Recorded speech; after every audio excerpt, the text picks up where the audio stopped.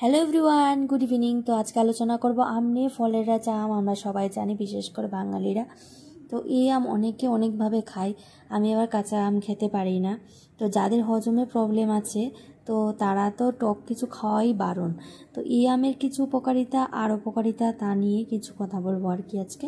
তো আমের মতো রসালো মিষ্টি ফল খেতে অনেকেই প্রায় ভালোবাসেন, তবে গরমে পাকা আম কে না খাই, সবাই কম বেশি কিন্তু খায়। বিশেষ করে বাঙালি বাড়িতে দুপুর বা রাতে ভাত খাওয়ার পর অনেকেই আম খান। তো ভাত খাওয়ার পর যে আম খেলে সুগার ক্রেভিংটা কিন্তু মেটে। তবে যাদের পেটের সমস্যা রয়েছে তাদের ভাত খাওয়ার পর আম না খাওয়াটাই কিন্তু ভালো। ভাত খাওয়ার পর কিন্তু আম খেলে যে আমাদের রক্তে যে শর্করার মাত্রাটা কিন্তু বেড়ে যেতে পারে। তো 1-2 দিন সপ্তাহে ঠিক আছে, দুপুরে ভাত খাওয়ার পর আম খাওয়া যেতে পারে, কিন্তু রাতে একদমই অভ্যাসটা ত্যাগ করাটাই কিন্তু ঠিক। আর আজকে ভিডিওটি যদি ভালো লাগে তোমাদের, অবশ্যই একটা